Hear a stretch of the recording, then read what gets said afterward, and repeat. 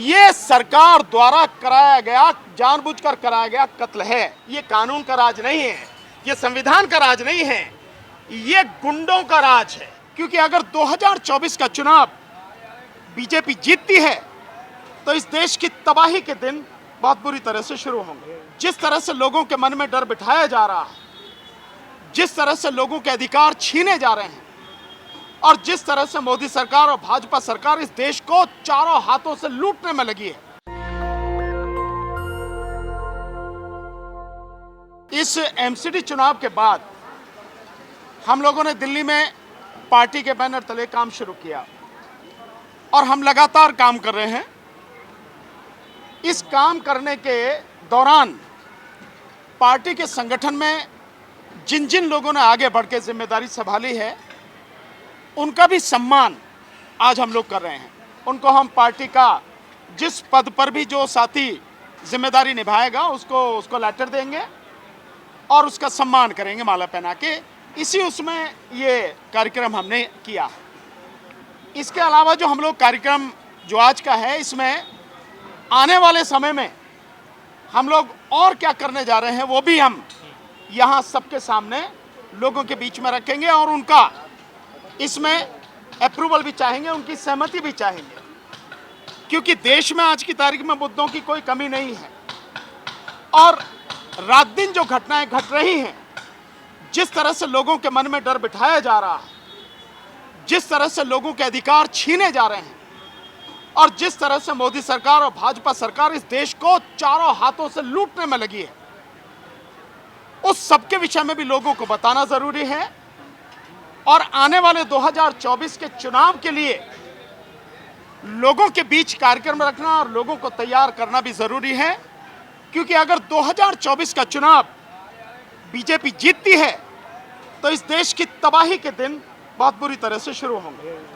इस देश का संविधान खत्म किया जाएगा, इस देश का लोकतंत्र खत्म किया जाएगा और 2024 के बाद अगर बीजेपी जीत के आती है 2024 के चुनाव में, तो इस देश में आगे कोई चुनाव होगा नहीं।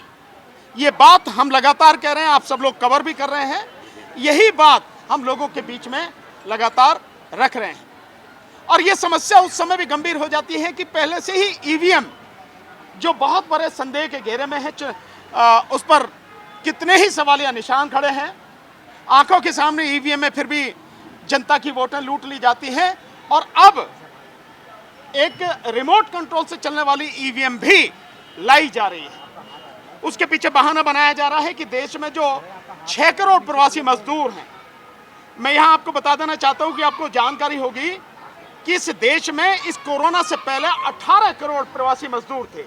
आप समझते, प्रवासी मजदूर यानी कोई व्यक्ति अगर बिहार का और देश के किसी और राज्य में काम करने जाता तो प्रवासी कहलाता, प्रवासी मजदूर कहलाता। इसी तरह से देश में अलग अलग जगह पे जाते हैं तो 18 करोड़ थे, लेकिन कोरोना काल पिछले 2 साल में 12 करोड़ लोगों की नौकरी चली गई, रोजगार चला गया। सरकार को उनके रोजगार की फिक्र नहीं है। सरकार को वो 6 करोड़ वो है प्रवासी मजदूर, उनकी वोट कैसे लूट ली जाए, उसके लिए ये जो मशीन लाई जा रही है रिमोट कंट्रोल से चलने वाली ईवीएम मशीन, वो जो मुद्दा है वो एक और भी खतरनाक मुद्दा है। तो इसी तरह से जो मुद्दे हैं उन्हीं के विषय में हम लगातार चर्चा करेंगे, लोगों को बताएंगे और इसीलिए हमने ये प्रोग्राम आज का किया है ताकि लोगों को सच्चाई से रूबरू कराया जा सके और आने वाले समय के लिए, जो कठिन समय आने वाला है, उसके लिए लोगों को तैयार किया जा सके। जिस तरह से आपकी पार्टी का नाम ही जनहित आता है, तो हाल ही में जो घटनाएं हुई हैं, चाहे अतीक अहमद और अशरफ की हत्या हो या अब शाइस्ता का पीछा करना हो, इस पूरी घटना को किस तरह से देखते हैं और साथ में जो मीडिया ट्रायल चल रहा है? नहीं, जो मीडिया ट्रायल चल रहा है, जिस मीडिया की आप बात कर रहे हो, वो तो गोदी मीडिया है, वो तो मीडिया है, वो तो मैं अगर सीधे सीधे शब्दों में कहूं तो भाजपा की, यूं कहो कि मोदी की दलाली कर रहा है और क्या कर रहा है, वो तलवे चाट रहा है उनका। तो वो तो उनका एजेंडा है, वो मीडिया नहीं रहा, वो भाजपा का, मोदी सरकार का स्पोक्समैन बन गया, प्रवक्ता बन गया, तो उनके लिए काम कर रहा है, तो उसकी नौकरी कर रहा है, तो उसके लिए काम कर रहा है वो। बात बाकी मीडिया की जिसकी बात कर रहे हो आप लोगों की, मैं समझता हूं उस पर मीडिया ट्रायल नहीं हो रहा, उसके सच को जानने की कोशिश की जा रही है और उस हत्याकांड का जो सच है वो बड़ा भयानक है और उसके माध्यम से पूरे देश की जनता को और एक समाज विशेष को डराने की बड़ी घिनौनी साजिश है। आप कल्पना कीजिए कि उस मामले में सुप्रीम कोर्ट में जो यूपी पुलिस है उसने कहा कि अतीक अशरफ और इनकी सुरक्षा की जिम्मेदारी हमारी। ठीक इसी तरह से हाई कोर्ट में उन्होंने कहा, और उस सबके बावजूद अत्याधुनिक हथियारों से लैस यानी AK-47 से लैस 20 सुरक्षाकर्मी उनके बीच में आके 3 लोग सरेआम कत्ल कर देते हैं। और जब वो कत्ल करते हैं, आप सबने देखा होगा वीडियो, उनको मार के उन पर लगातार गोली चला रहे, 30 राउंड गोली चली, यानी 30 गोलियां चली हैं। लेकिन जो 20 पुलिस वाले हैं उनमें से किसी एक ने भी अपनी पिस्टल या अपनी AK-47 तक अपना हाथ पहुंचाने की, ये पिस्टल को निकालने की कोशिश नहीं की है। मत 3 आके लोग इस तरह से सरेआम मीडिया के सामने कत्ल करते हैं। आप समझ रहे हैं कि उन लोगों ने जैसे बात कही जा रही है कि साहब हमने फेमस होने के लिए क्या किया, उनका है। लोग डरते हैं कहने से, लेकिन मैंने बार बार मीडिया के सामने कहा और आज फिर कह रहा हूं, यह सरकार द्वारा कराया गया, जानबूझकर कराया गया कत्ल है। और ये इसलिए कराया गया क्योंकि सतपाल मलिक साहब ने जिस तरह से पुलवामा कांड को लेकर सवाल उठाए हैं, उससे मोदी पूरे तरह से घेरे में आ गए। सवाल उठने लगे कि भाई पुलवामा कांड तुमने कराया, तुम वहां अपनी मौज मस्ती ले रहे, तुम कैसे, मतलब कैसे हो सकता है कि 4-5 घंटे जिम कॉर्बेट पार्क में प्राइम मिनिस्टर का जो फोन ही ना मिले, संभव है क्या? सर आप कह रहे कत्ल ये हुआ है, बिल्कुल कत्ल हुआ है, वध हुआ है। वध, हाँ, यही जो भाषा बोल रहे हैं, यही भाषा देश के लिए बड़ी खतरनाक है। जिस वध की बात कर रहे हैं ना, अगर ये लोग वध करने पर उतर आए, जिनके वध की बात कर रहे हो आप, फिर आपको मैं समझता हूं देश की धरती भी कम पड़ जाएगी भागने के लिए। तो इसका मतलब साफ है, जो मैं कह रहा हूं कि वो सरकार द्वारा कराया गया कत्ल है। भाई अगर वो इस भाषा को बोल रहे हैं कि वध किया है, तो मतलब साफ है कि योगी सरकार द्वारा, मोदी सरकार द्वारा जानबूझकर कराया गया कत्ल है। वही तो बात मैं भी कह रहा हूं कि ये कत्ल है। और वो 3 लोग जो लाए गए वो इसलिए क्योंकि पुलिस ने अभी 2 दिन पहले उसके बेटे का एनकाउंटर किया और लोगों का एनकाउंटर किया, पुलिस पर वो आरोप ना लगे इसलिए 3 लोगों को किराए पर लाए, था वो भी एनकाउंटर ही, बस पुलिस ने नहीं किया, उन लोगों के माध्यम से कराया, इतनी सी बात। लेकिन सर योगी जी जिस तरह से कह रहे हैं यूपी के अंदर कानून का राज है, उन्होंने ये भी कहा कि गर्मी निकाल दी, तो उसकी तारीफ करेंगे आप? नहीं, आप इसे कानून का राज कहेंगे। कह रहे गर्मी निकाल दी। अगर सरकार ने इतनी बड़ी सुरक्षा दे रखी है, हाई कोर्ट सुप्रीम कोर्ट में एफिडेविट दे रखा है, उसके बावजूद भी सरेआम मीडिया के सामने कत्ल हो रहा, तो क्या ये कानून का राज है? अगर यही कानून का राज है तो जब निजाम बदलेगा, जब सत्ता बदलेगी, फिर यही कानून का राज चलेगा। खुश रहोगे इससे? यही चाहते हो कि यही कानून का राज हो? आज तुम्हारे हाथ में सत्ता है, तुम गुंडागर्दी दिखा रहे हो, कल जब ये सत्ता दूसरे हाथों में आएगी वो भी यही काम करेगी, उससे खुश रहोगे? अगर यही चाहते हो तो ये कानून का राज नहीं है, ये संविधान का राज नहीं है, ये गुंडों का राज है। और ये गुंडागर्दी जो चल रही है, ये देश के लिए ही नहीं, सभी के लिए बहुत बहुत दुखदाई होगी। आपको लग रहा है जंगल राज है? नहीं, जंगल राज तो इससे बढ़िया राज होता। कहाँ जंगल राज है भाई? ये तो जंगल से भी खतरनाक राज है भाई। रामराज्य सर, रामराज होगा। हाँ, तो रामराज में भैया जैसे शंभू ऋषि को मार दिया राम ने, अगर यही सब कुछ है तो भाई यही रामराज अगर चल रहा है तो भाई हम इस रामराज का विरोध करेंगे, पूरी ताकत से करेंगे और देखें कैसे ये रामराज चलेगा। ये भी बता रहे, घोषणा कर रहे हैं आपके सामने। सर छत्तीसगढ़ में अभी अटैक हुआ है और नक्सलियों का अटैक हुआ है, 11 जवान शहीद हुए हैं, आप उस बारे में क्या कहना चाहिए? भाई मुझे पता नहीं क्या हुआ है, मैंने देखा नहीं क्योंकि मैं तो अपने प्रोग्राम में लग रहा हूँ। अगर है तो ये लॉ एंड ऑर्डर की सिचुएशन है, पर सरकार निपटे इससे। पर सर जिस तरह से योगी सरकार की जो कार्रवाई है उसको कानून व्यवस्था दुरुस्त बता रहे हैं वो लोग, तो इससे बहुत सारे लोगों में खुशी है, जश्न मनाया गया है, लड्डू बांटे जा रहे हैं। मैं समझता हूँ, मैंने तो देखा नहीं कहीं इस तरह की कोई बात हुई है। और अगर ऐसी है तो ये बहुत गंभीर स्थिति है कि सरकार द्वारा कराए गए कत्ल पर अगर आप लड्डू बांटेंगे, जश्न बनाएंगे, तो फिर मैं वही कह रहा हूं कि जब निजाम बदलेगा, जब सत्ता बदलेगी, तब क्या करोगे? तब भी लड्डू बांटोगे क्या? हो इस बात के लिए तैयार? ये जो सारी चीजें और जो लोग लड्डू बांट रहे हैं वो वही लोग हैं जो इस देश को तबाह करना चाहते हैं। जो लड्डू बांट रहे हैं वो वही लोग हैं जिनका देश के संविधान में विश्वास नहीं है, वो वही लोग हैं जिनका कानून में विश्वास नहीं है, जिनका जो है सिर्फ और सिर्फ सत्ता उनके हाथ में बनी रहे, उसके लिए वो सारे काम कर रहे हैं। यही है तो सब। क्या अभी शाइस्ता परवीन जो फरार चल रही है उन पर जो है इनाम भी बढ़ाया गया है, तो क्या उनको कानून का साथ देते हुए सहयोग करना चाहिए, सरेंडर करना चाहिए? इस देश के हर व्यक्ति को कानून और संविधान के तहत काम करना चाहिए, हर व्यक्ति को। और वो सरकार हो तो उसकी ज्यादा जिम्मेदारी है। अगर कोई नहीं करता है, ये देश के लिए बड़ी गंभीर स्थिति है। पर जिस तरह की जो कार्रवाई चल रही है उसको लेकर सर आप क्या देखते हैं? क्या इस तरह के भी आरोप लग रहे हैं कि शाइस्ता परवीन मुस्लिम है, इस वजह से उनको ज्यादा निशाने पर लिया जा रहा है? यार मुसलमानों को दिख नहीं रहा है क्या? ये बार बार कहनी पड़ेगी कि मुसलमानों को किस तरह से टारगेट किया जा रहा, समझ में नहीं आ रहा।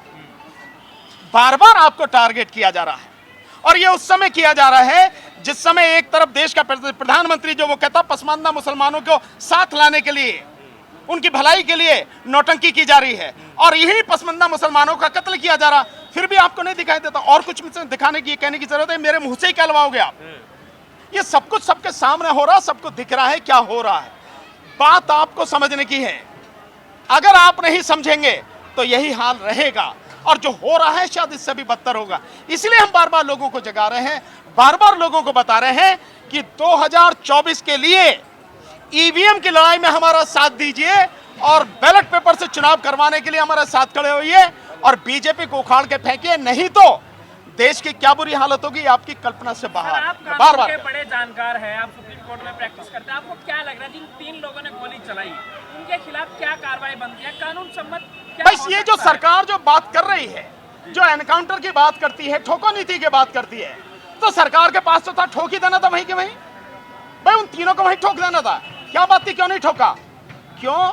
क्योंकि बाकायदा सरकार द्वारा कराया गया ये सब जय कुछ श्री राम काम। के नारे लगे। वो नारे किसी के भी लगा लो, इससे क्या फर्क पड़ता है? सतपाल मलिक जी का बयान आया है, उन्होंने कहा है कि अगर बीजेपी 2024 में जीत गई तो देश बहुत बुरी स्थिति में चला जाएगा। यार अब सतपाल मलिक जी कह रहे हैं तो तुम भी ये बात करो, मैं तो इतने समय से कह रहा हूँ, मतलब मेरी बात का कोई मतलब नहीं है। मैं इतने समय से कह रहा हूँ कि बीजेपी अगर 2024 में जीतेगी, उसका एक कारण है केवल ईवीएम। ईवीएम रहेगी तो जीतेगी, आप नहीं हरा सकते, चाहे जितनी भी आप कुछ कोशिश कर लीजिए। ईवीएम हट गई, बैलेट पेपर से हो गया, तो 40 सीटें बीजेपी को नहीं आएंगी। और बीजेपी अगर जीतेगी तो सतपाल मलिक जी ने जो कहा है वो भी उनकी कल्पना में नहीं है, इस देश का इतना बुरा हाल होगा।